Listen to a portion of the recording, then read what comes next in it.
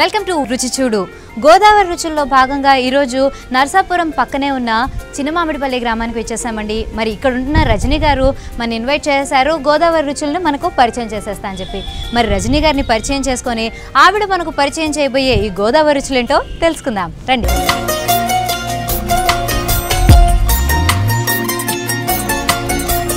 నమస్తే రజనీ గారు. ఇలా గోదావరి జిల్లాలకి రుచులు చూడడం కోసం రావడం చాలా సంతోషంగా ఉందండి. మీరు వచ్చినందుకు చాలా సంతోషంగా ఉంది. Thank you so much. మరి గోదావరి వంటకాలను మాకు రుచి చూపిస్తామని అన్నారు కదా, మరి ఈరోజు మాకు మా వ్యూవర్స్కి ఏం స్పెషల్స్ పరిచయం చేయబోతున్నారు? అది అరటికాయ కబాబ్, మామిడికాయ పులుసు. ఓకే, మామిడికాయతో పులుసా? మామిడి పండు పులుసు, అరటికాయ కబాబ్. ఓకే, మరి ఇది గోదావరి స్పెషల్స్ ఏనా ఇవి? అవును. ఓకే, మరి ఏమాత్రం ఆలస్యం చేయకుండా వాటి టేస్ట్ ఎట్లా ఉంటుందో వెళ్ళి చూసేద్దామా? రైట్.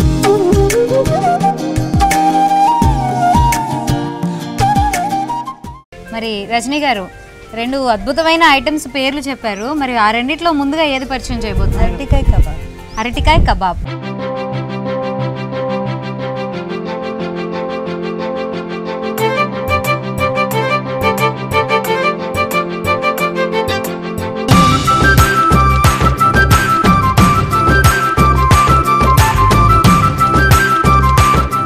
దానికి కావాల్సిన పదార్థాలు ఏంటో చూద్దామా?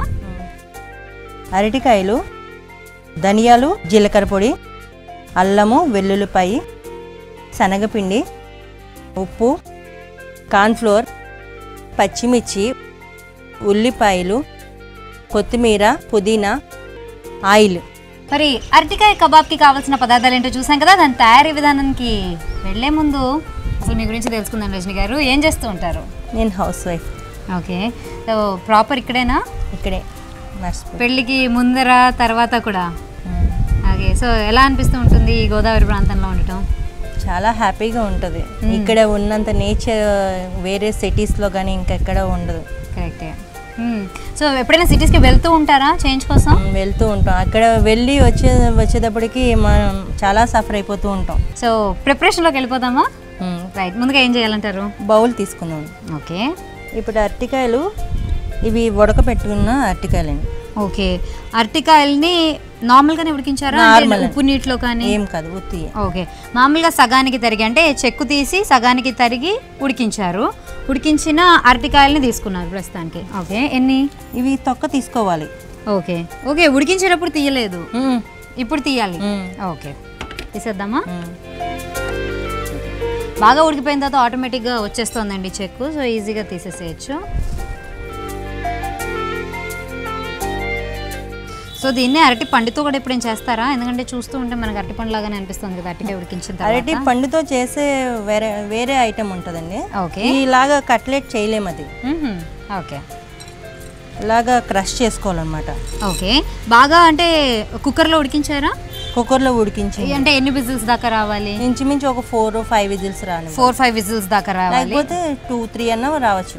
ఓకే, అంటే మనకి మెత్తగా ఉండాలి? బాగా మెత్తగా కావాలంటే ఒక 5 విజిల్స్ రప్పించుకోవచ్చు, లేదు అంటే మామూలుగా 2-3 సరిపోతుంది. ఓకే, సో ఎక్కడ నేర్చుకున్నారు ఈ ఐటమ్?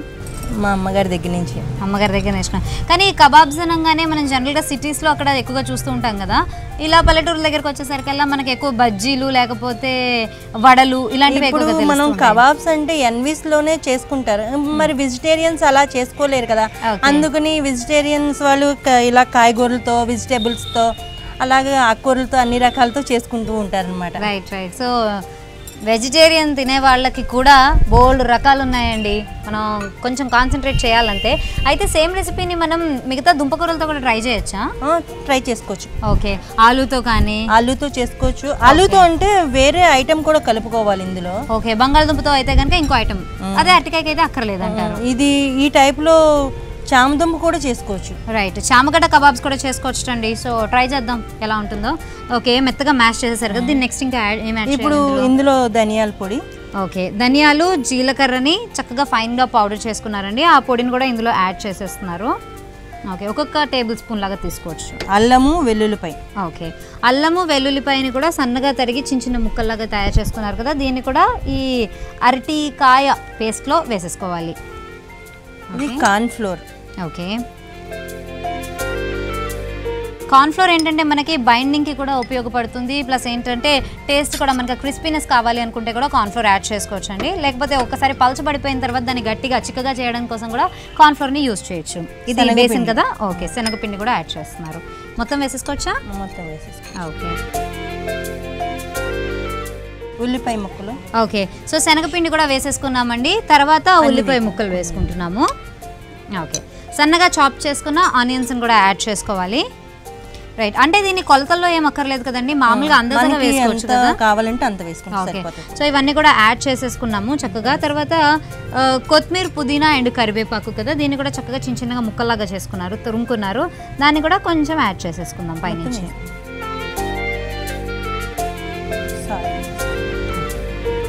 సో ఇందులో కారం మేము వేయట్లేదా? కారం పచ్చిమిర్చి వేస్తున్నాం. పచ్చిమిర్చి వేసుకుంటాం, ఓకే. సో మొత్తానికి సరిపడా సాల్ట్ని ఇప్పుడు యాడ్ చేశారు, అది కూడా మనం అందాజాగా వేసుకోవచ్చు అండి.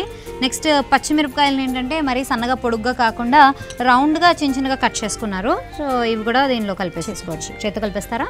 ఓకే. అరటికాయని ముందుగా నీళ్ళలో ఉడికించాం కదండి. ఉడికించిన తర్వాత ఏంటంటే దీనిలో నుంచి న్యాచురల్గానే కొంచెం వాటర్ అనేది వస్తూ ఉంటుంది కదా, దట్టు ఇంకా స్పైసెస్ యాడ్ అయిన తర్వాత అంటే పచ్చిమిరపకాయ కానీ లేకపోతే ఉప్పు కానీ తగిలిన తర్వాత ఇంకా నీళ్లు ఊరుతాయి కాబట్టి మనం ఒకసారి కలుపుకొని అవసరం అయితే కనుక వాటర్ యాడ్ చేసుకోవాలి. లేదు అంటే కనుక దానిలో ఉన్న వాటర్ తోటే ఆల్మోస్ట్ అది చిక్కబడిపోతుందేమో చూడొచ్చు. సో చూసుకొని మనకి చేతికి ఒకవేళ అవసరం పడుతుంది అనుకుంటే కనుక వాటర్ తీసుకోవాలి, లేకపోతే వదిలేసినా పర్వాలేదండి. ఇంతే ఉండాలా పిండి? అంతే. ఓకే. సో ఇది మనం ఇందాక నేను అడిగినట్టుగా బజ్జీలా అని అన్నాను కదా, సో బజ్జీ పిండిలాగా గరిటె జారుడుగా కాదండి, గట్టిగా కలుపుకోవాలన్నమాట. మనం పకోడీ వేసుకునేటప్పుడు ఎట్లా ఉంటుంది అలా కదా, ఓకే. కొంచెం టైట్గా ఉండేటట్టుగా కలుపుకోవాలి.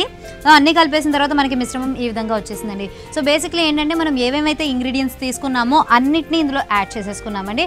బౌల్ తీసుకున్నాము, ఉడికించిన అరటికాయ ముక్కల్ని వేసుకున్నాము, అందులోనే కార్న్ఫ్లోర్ యాడ్ చేసాము, అలాగే బేసన్ అంటే శనగపిండి యాడ్ చేసాము, వేయించిన ఈ జీలకర్ర పొడి అలాగే ధనియా పొడిని కూడా యాడ్ చేసుకున్నాం కదా. ఇలా యాడ్ చేసుకున్న తర్వాత కారం కావాలంటే ఎండుకారం కూడా వేసుకోవచ్చా?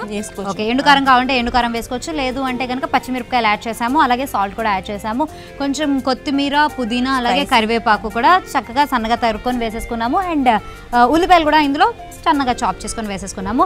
అన్నీ యాడ్ చేసిన తర్వాత చక్కగా మిక్స్ చేసుకున్నామండి. మిక్స్ చేసుకున్న తర్వాత మనకి ఈ విధంగా వచ్చేసింది మిశ్రమం. దీన్ని కొంచెంసేపు ఏమన్నా నానబెట్టాలా లేకపోతే ఇన్స్టెంట్గా వేసేసుకోవచ్చా? ఓకే. ఇప్పుడు బాండ్లీ పెట్టుకుందామా? బాండ్లీ పెట్టుకుని రైట్.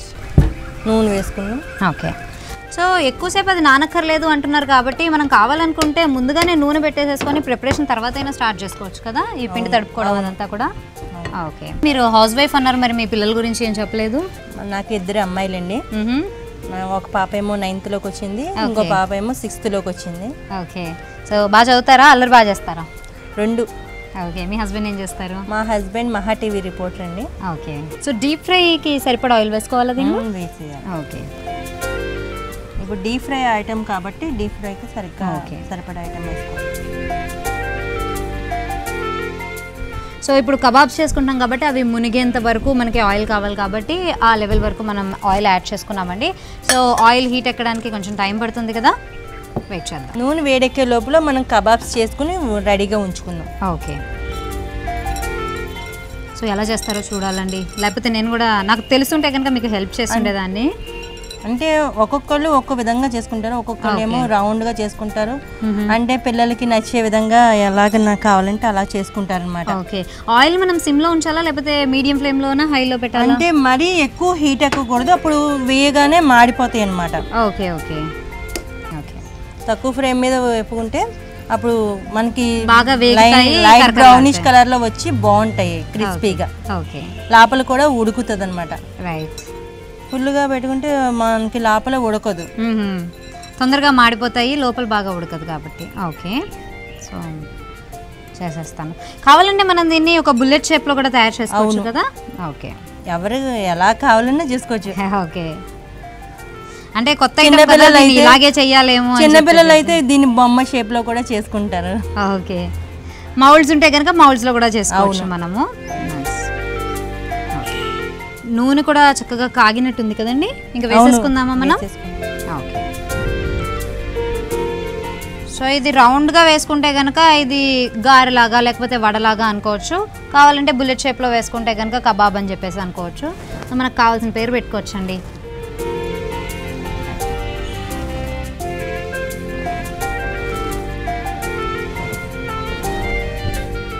సో వేగడానికి ఎక్కువ టైం పడుతుందా లేకపోతే ఆయిల్ కొంచెం బాగానే హీట్ ఎక్కింది కాబట్టి తొందరగా అయిపోతుందా? తొందరగా అంటే అవుతుంది, ఇప్పుడు గాలి కూడా ఎక్కువగా ఉంది కదా, ఓకే. అందుకని సరైన ఫ్లేమ్ తగిలితే మనకి తొందరగానే అయిపోతుంది. ఇది ఒక 5 minutesలో అయిపోయే వంట ఇది. ఓకే. సో చాలా క్విక్గా అయిపోయే స్నాక్ ఐటమ్ అండి. ఎవరైనా ఇంటికి చుట్టాలు వస్తే కనుక చాలా చక్కగా తొందరగా చేసేసేయచ్చు. ప్లస్ ఎక్కువ కూడా ఇంగ్రీడియంట్స్ అవసరం లేదండి.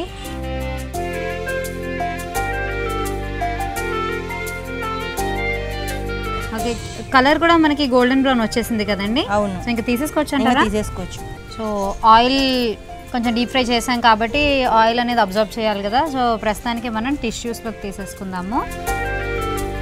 కొంచెం చల్లారి ఇది ఆయిల్ కూడా అబ్జర్వ్ అయిన తర్వాత మనము వేరే ప్లేట్లోకి చేంజ్ చేసుకోవచ్చు. సో చూడ్డానికి అయితే బాగున్నాయండి, చాలా డిఫరెంట్గా ఉంది. అరటికాయతోటి కబాబ్స్ లాగా చేశారు కదా.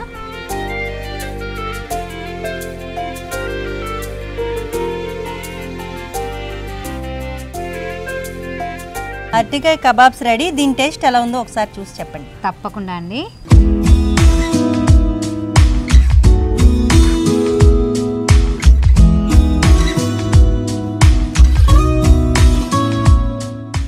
చూస్తున్నారు కదండి, యమ్మీగా క్రిస్పీగా ఉండే అరటికాయ కబాబ్స్ రెడీ అయిపోయినాయి. మరి దీని టేస్ట్ ఎలా ఉందో చూసి చెప్పేస్తా.